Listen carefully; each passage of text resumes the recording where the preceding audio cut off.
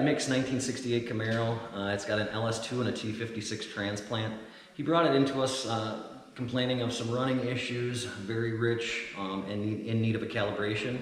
We went through and diagnosed and repaired a faulty cam sensor and cam sensor wiring, and then went through and decided to baseline the car. It baselined at 431 horse and 409 torque.